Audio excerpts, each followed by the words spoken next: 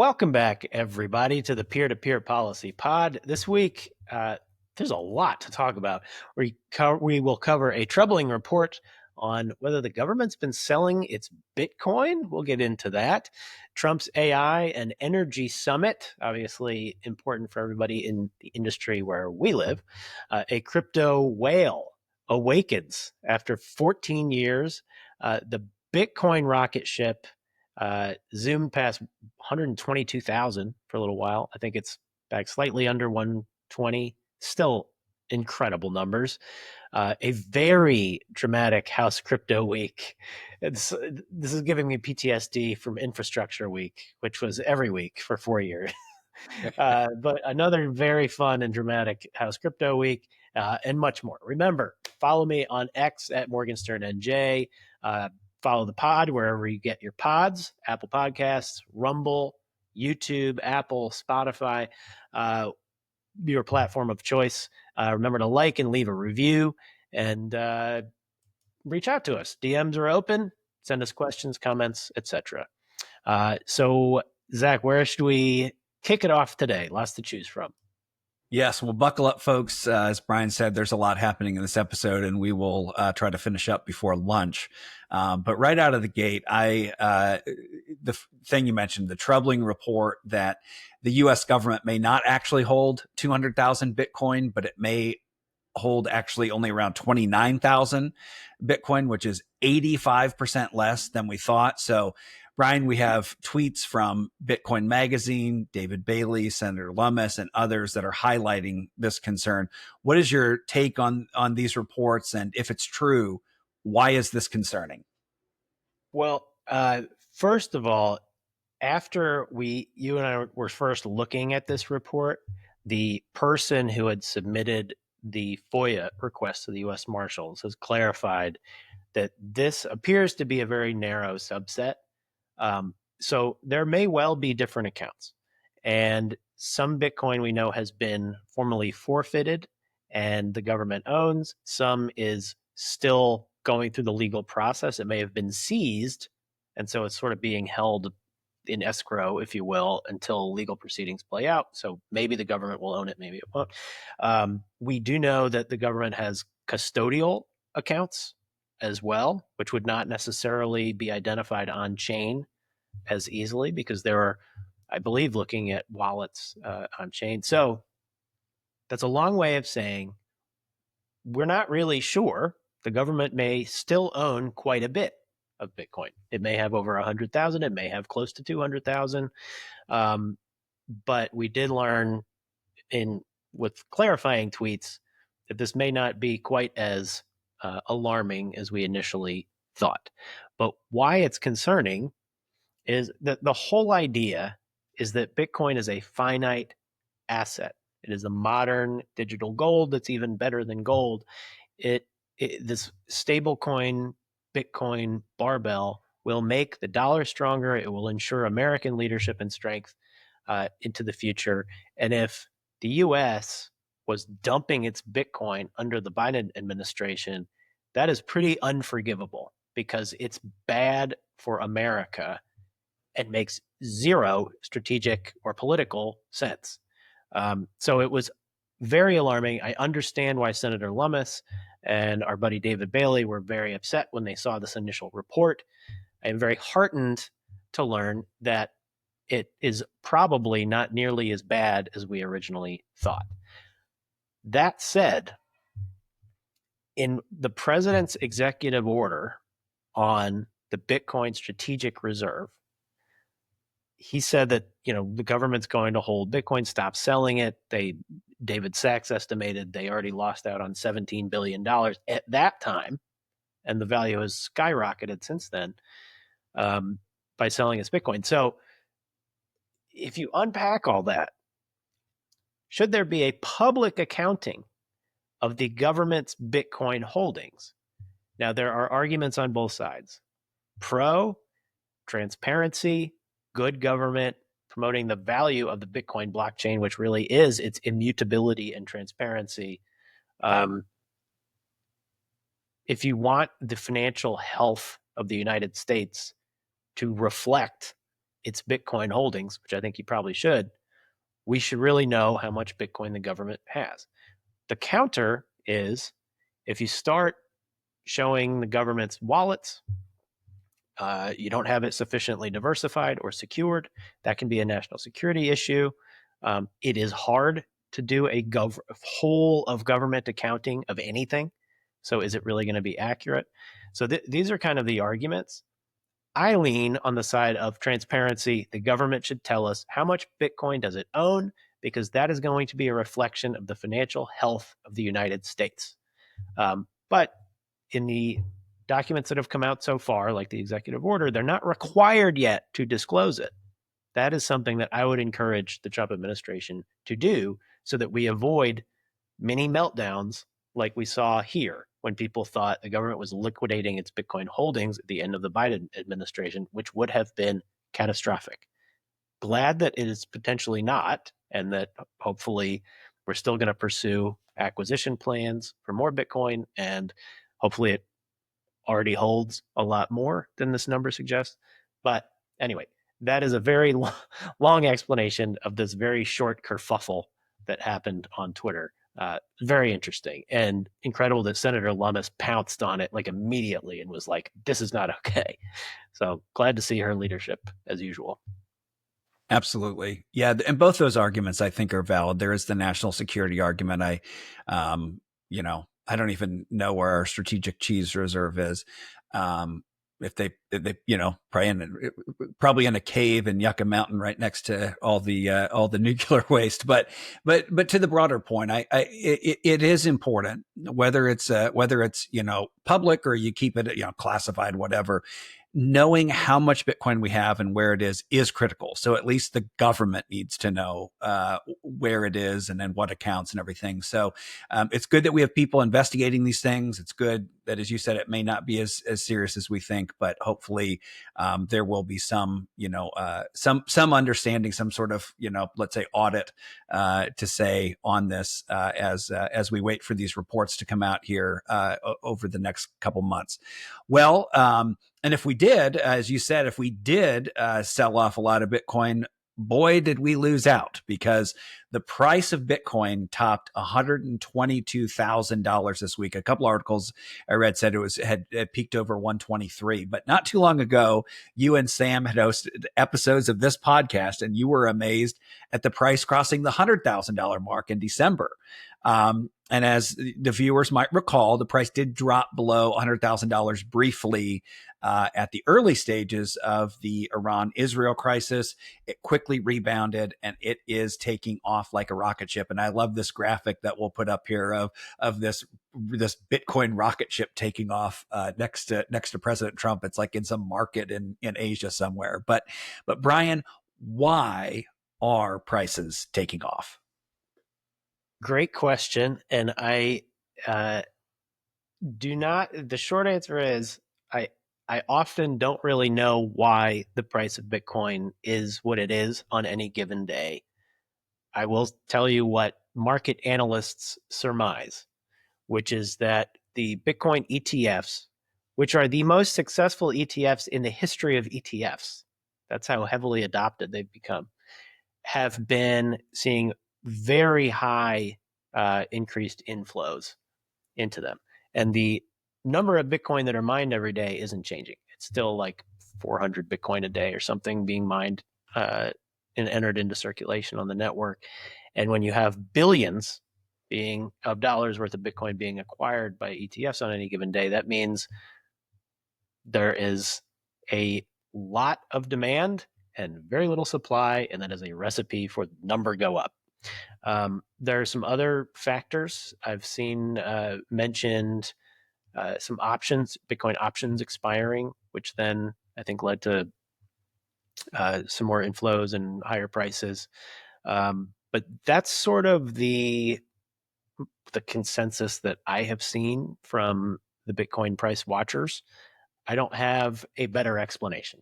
So I will say I think those are perfectly reasonable explanations. Billions of dollars in demand in the ETFs combined with this same exact mining system and circulation schedule. So I think that's a pretty good explanation. It is, and I read a CNBC article that we'll put up here, and the author noted that it was strong institutional investings in ETFs. They were a big part of it, and we had answered this question in a previous episode, but just for our regular or our new listeners, I like to call it back to basics. What is the difference between Bitcoin proper, sort of ownership of Bitcoin proper, versus an ETF? Yeah. So if you own your Bitcoin, then, um, well, especially if you own it in a wallet, then you actually own that property. It is yours. If you this old saying, "Not your keys, not your coins." You're not relying on any intermediary. If there's a bank run or if there's a market downturn or whatever it is, you still own that exact amount of Bitcoin in your wallet, and you're not paying fees, other than if you send any transactions. There are very small fees involved with the Bitcoin network, like fractions of a penny. Um, with an ETF, obviously, you can call your broker, say, "I want some Bitcoin exposure." They can put you in like the IBIT ETF, for example, and that's basically going to track the price of Bitcoin. It's a security that is tracking the price of Bitcoin, but you're not actually owning Bitcoin itself. And you're paying fees to that investment manager that that is managing the ETF. So that's basically the difference. A lot of people like the ETFs just for ease of use, and I understand that. I mean, I have uh, a Bitcoin wallet, and I have a little miner, and like I try to be Bitcoin native as much as I can. I also have an investment advisor with retirement accounts, and I wanted Bitcoin exposure in those, and it was just easier logistically to do ETFs. So I kind of have both. I understand why people like the ease of use of the ETFs, but if you're a true Bitcoiner and you want self sovereignty, not your keys, not your coins. Always remember that. That's a great summary. Well, speaking of the price of Bitcoin, it seemed like the price of it was certainly influenced earlier in the week as well by the action in the House, which leadership dubbed Crypto Week. But what would the 2025 House floor be without some exciting drama when it comes to rules votes? So we had drama with the rule vote on the One Big Beautiful Bill. And then on Tuesday, 13 Republicans voted no on the rule, which is very rare. 11 Republicans did not vote. Maybe they weren't in town yet or whatever, but the rule was defeated 196 to 223. And for people that are familiar with the Hill, that is very rare for a rule to be defeated. And as I said, by the way, not having 11 people there to vote on something, a rule which included the defense appropriations bill, that's pretty bad, but we'll put that aside. So then House and Senate committee leadership huddle. President Trump got involved. It sounded like there was a deal. He put something out on Truth Social. The House then was going to try to revote on Tuesday night. That vote got canceled. So finally, the House brought up the rule vote again on Wednesday. I looked last night, maybe around 9 or 9:30 p.m. Central Time, and the vote at that time had been held open for 9.5 hours. And bless the staff who had to sit in there, and the member or members who had to sit in that chair and play Candy Crush the whole time. So finally, late last night, they adopt the rule. They start the debate on the defense appropriations bill. And then the latest intel that we've gotten this morning is that we're expecting separate votes on all three bills starting at 3:45 this afternoon. So there's a lot of optimism at the beginning of the week. Things ground to a halt. But the Genius Act could go to President Trump's desk as soon as today. The anti-CBDC bill could get, it sounds like it could get its own vote, but it could get folded into the defense appropriations bill, which is a must pass. So Brian, there's a lot of moving parts here. What do you make of all the drama? What is causing the drama and delay in getting some of this critical policy done? But importantly, where does it leave the industry? Well, it looks like they are still likely to pass the three bills that the House plans to vote on that relate to crypto. So Genius Act for stablecoins, Clarity Act for the broader market structure, and this anti-CBDC Surveillance Act. And they're all likely to pass, notwithstanding all of the drama.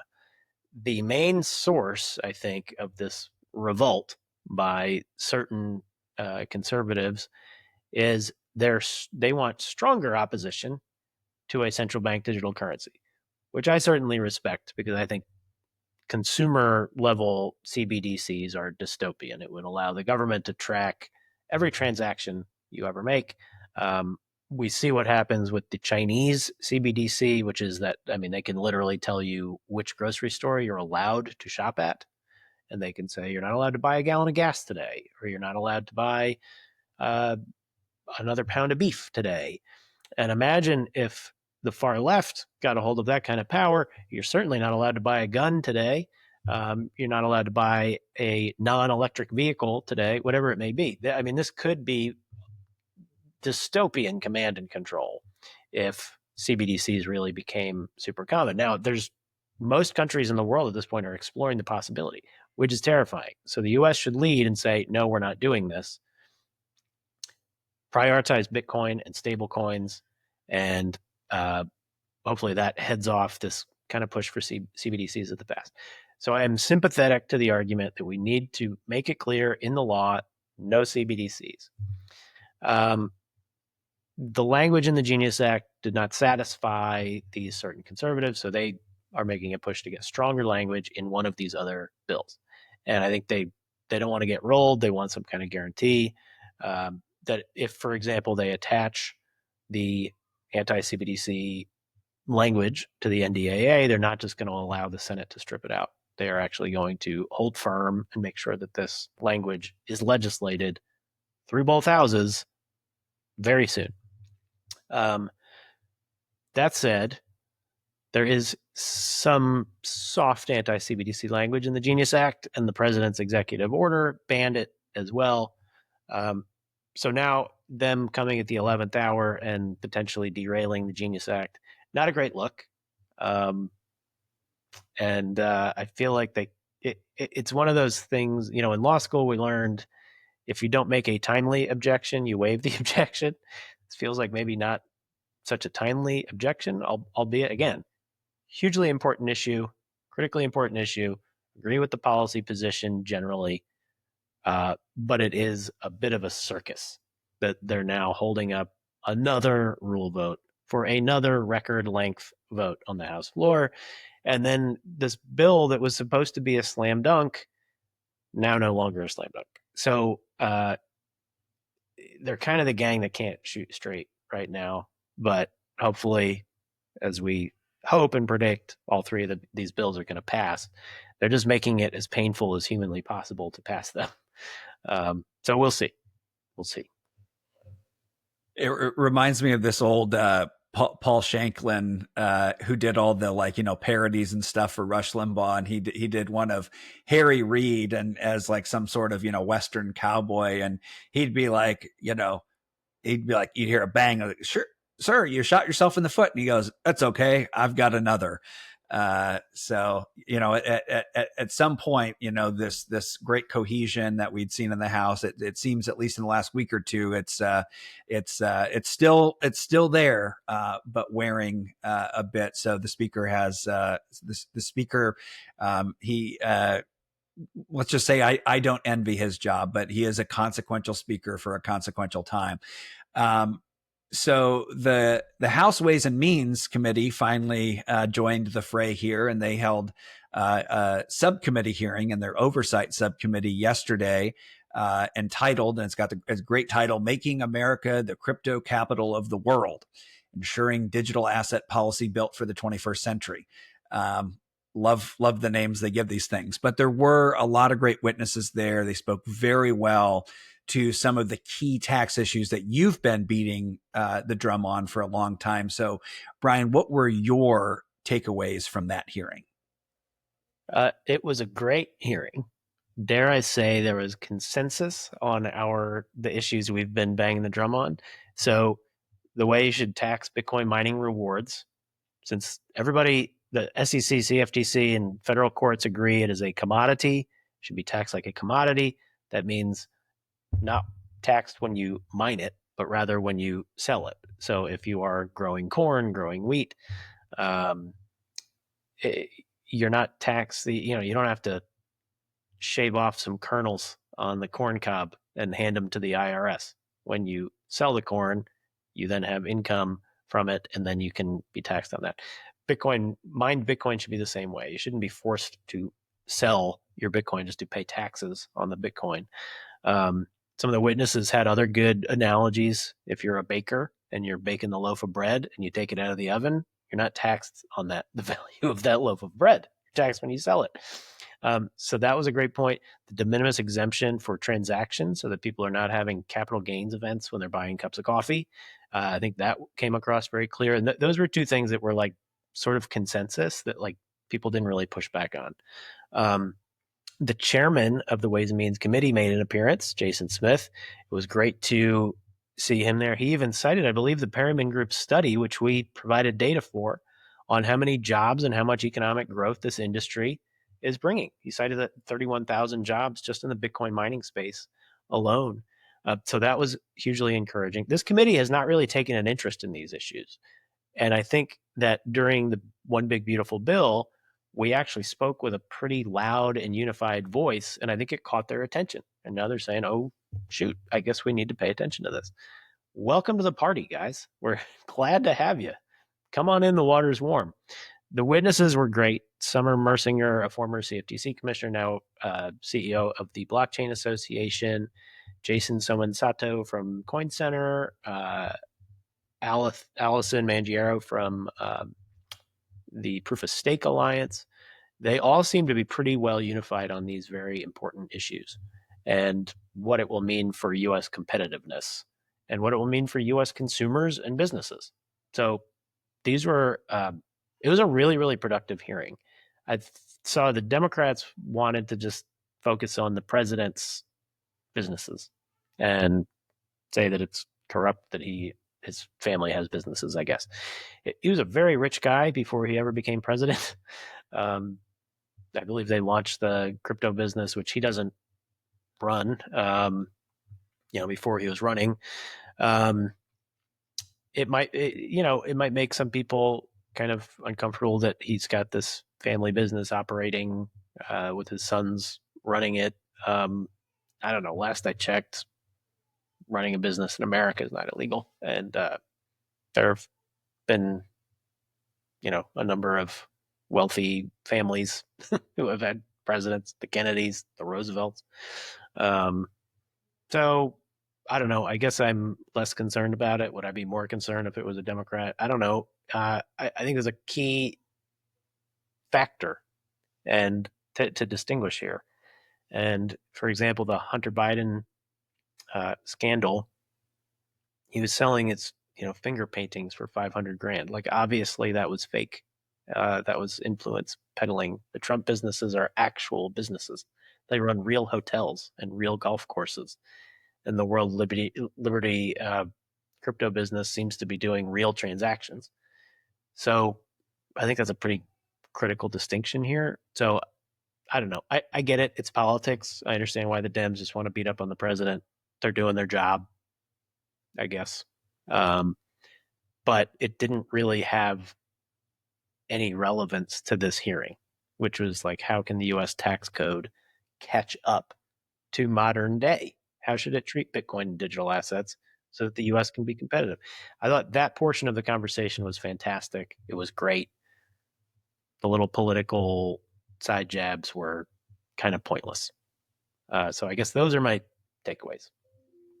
Yeah, and another piece that actually several members brought up at the Bitcoin Policy Summit, but I think is important for listeners and people in the industry, more broadly, is we're a fairly we're kind of new kids, the new kids on the block, getting engaged here, and the degree of engagement and political efficacy that Bitcoin voters feel is fantastic. And that's something that lawmakers, I think, do understand.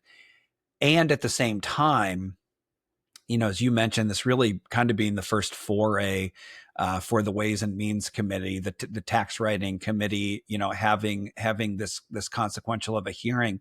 There are a lot of members who, just on the day to day don't hear that. So there's a lot of people that are engaged in work on these issues every day, all the time. That's their thing. And there's other people that are, making sure that, farmers are, getting their payments on time, and that people are getting their Social Security checks on time, and that, Boeing is building its planes, all the things. So it's so important that so many different committees of jurisdiction are being exposed to these issues at such an important time. So very, very encouraging hearing. It's great that leadership, prioritize this hearing, and hopefully we'll see some good things going forward. Okay, let's pivot over. So we're going to go back in the week to Tuesday. President Trump and Senator Dave McCormick hosted a who's who of CEOs, tech leaders, administration officials, bipartisan group of politicians. It's amazing. How would it be to be a fly on the wall for a conversation with President Trump and Senator Fetterman? I mean, it'd be incredible. But they all met at Carnegie Mellon University in Pittsburgh at the summit. So the initial news report said it was $70 billion, but afterwards they reported over $90 billion of investments in AI and energy projects in Pennsylvania, including a $25 billion project in Northeast Pennsylvania. It's expected to, going back to that point you made earlier, bring jobs. 600,000 construction jobs and over 3,000 permanent jobs. That's real impact. There was a heavy emphasis on fossil fuels and nuclear power, which some, commentators lamented.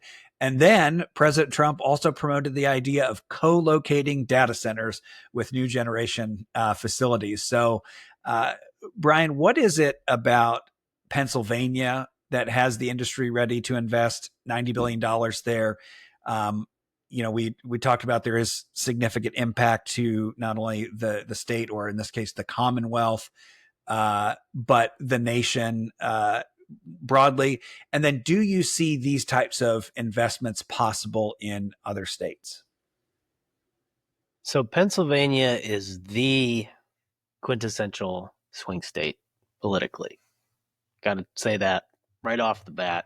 And so this idea of returning it to its Rust Belt glory, and bringing the blue collar jobs of the future to Pennsylvania, I think is extremely politically appealing. They also do have energy resources, which are very helpful for this kind of endeavor. I think it's Senator McCormick, I think, was spearheading this, who, we actually helped get elected with the Bitcoin Voter Project, and has, I think, been well liked and has worked across the aisle even. So I think there's a number of political reasons. The energy resources are there. So it sort of makes sense. I think these types of investments are possible in other states as well. This country has tremendous natural gas resources, the potential for tremendous nuclear resources. I think there's a number of places where this is possible. The one wrinkle I talk about is FERC, the Federal Energy Regulatory Commission, and other places like in our state of Texas. There's a little bit of trepidation about having so much co-location, because people want a lot of power for a lot of things. And so I think some people are a little uncomfortable with prioritizing AI and Bitcoin type data centers. These are going to be the engines of growth of the future.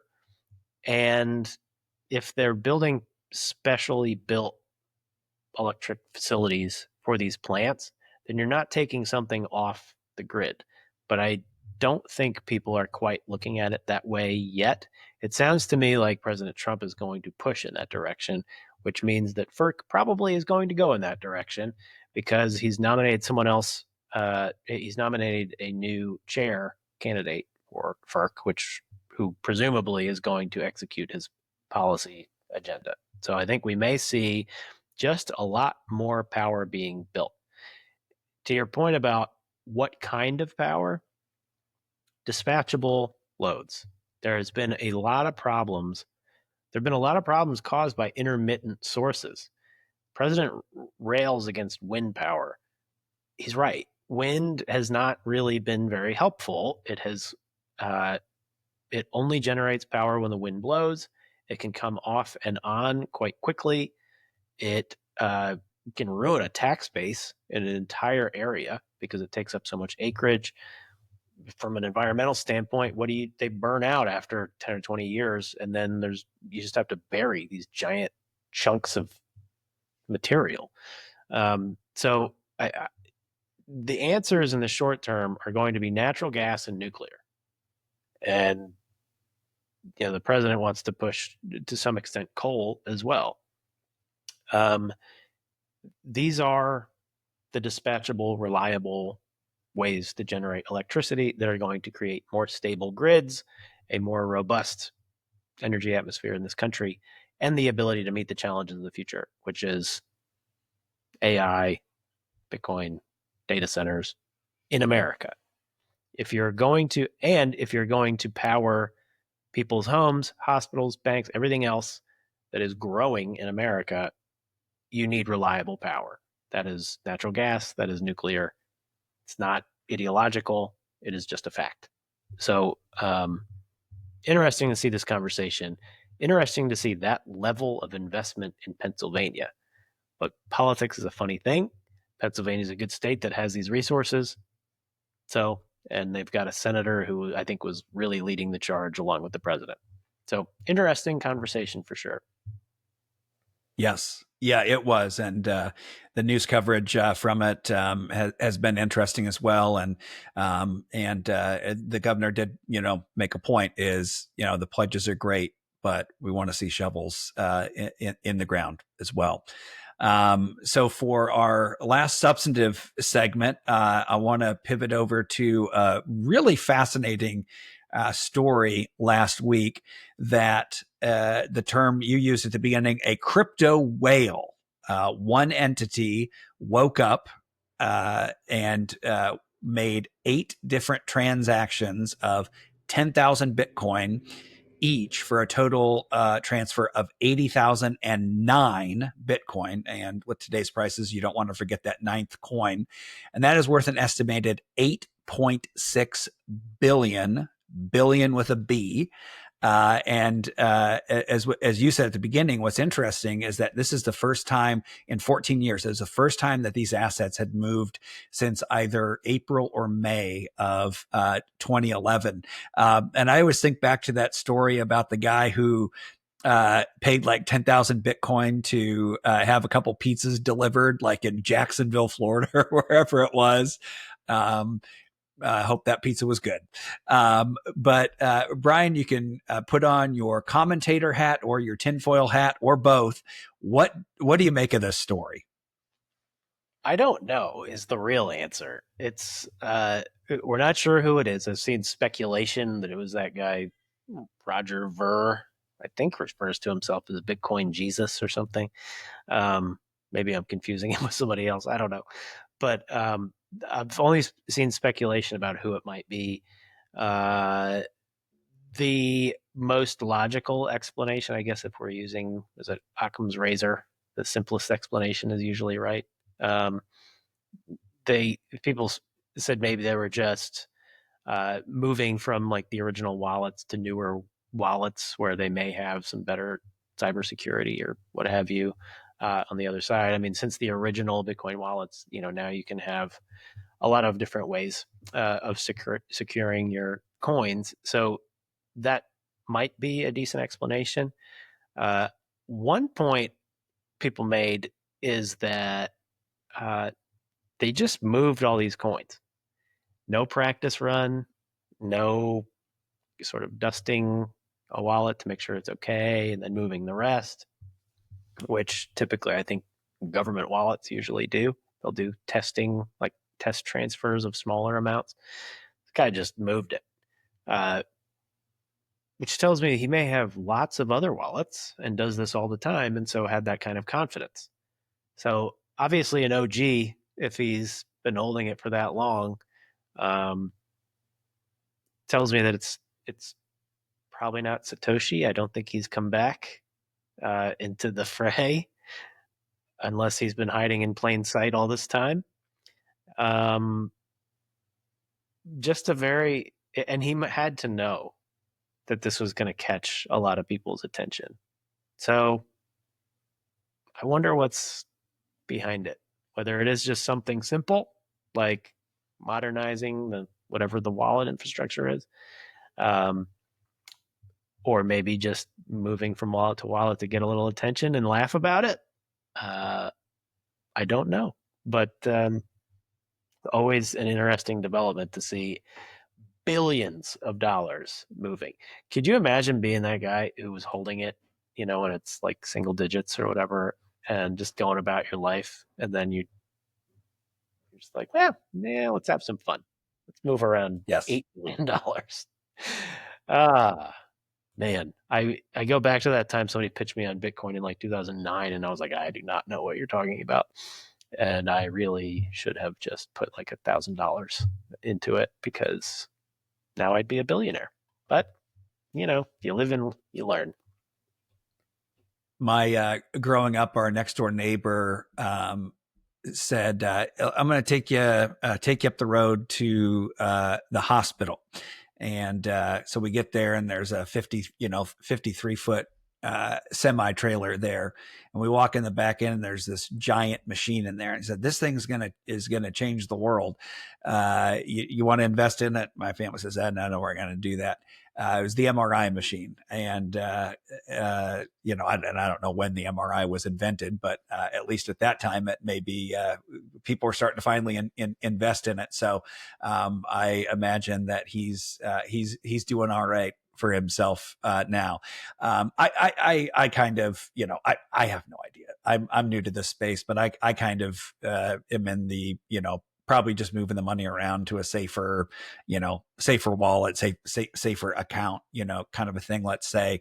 But if we want to be really headline grabbing, we will say that Elvis is actually Satoshi and Elvis is not dead. On that note, let's go to the final segment. We'll end it in the traditional way with the grab bag segment. I used to be a huge baseball fan. My grandpa was a college pitcher and a minor league prospect. I kind of lost my love for the game, to quote one of Kevin Costner's 58 baseball movies. But for whatever reason, I've been enjoying baseball again this year, both college and professional. So my grab bag for this week is highlighting the MLB All-Star Game, which was held in Atlanta, Georgia.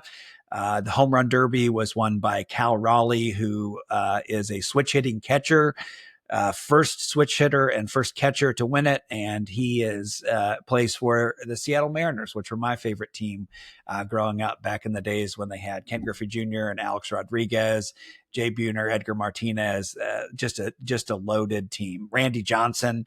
And so the All-Star game itself was interesting. The game ended in a 6-6 tie, but the tiebreaker was a mini home run derby. And it was won by the National League 4-3.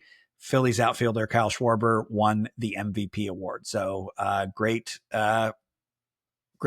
weekend for Philadelphia and great weekend in Atlanta. Very cool. Well, my grab bag item is a show that I watched a lot originally, then kind of fell off the train, and now I'm getting back into it, which is It's Always Sunny in Philadelphia. I don't know how they keep coming up with these seasons, but this season I am definitely going to tune in because Frank, played by Danny DeVito, is going to be the Golden Bachelor. They're doing these crossovers with other shows this season, and it looks outrageous and very, very funny. They did one with Abbott Elementary, which is basically an R-rated sitcom. They just like swear at each other a lot, and it was pretty funny.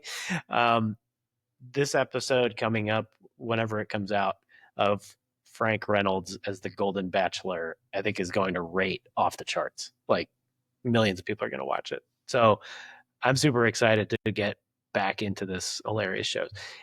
I need new shows that are politically incorrect, that are funny, that are just a little mini vacation for my brain. And that's how I feel about Sunny. So very excited for the new season of It's Always Sunny. And that is my grab bag item. So that's it for this week, everybody. Thank you for joining us. Don't forget to follow me on X at MorganSternNJ. Subscribe, follow the pod on Rumble, YouTube, Apple, Spotify, wherever you get your pods. And we will see you next time on the Peer to Peer Policy Pod. Thanks, everybody.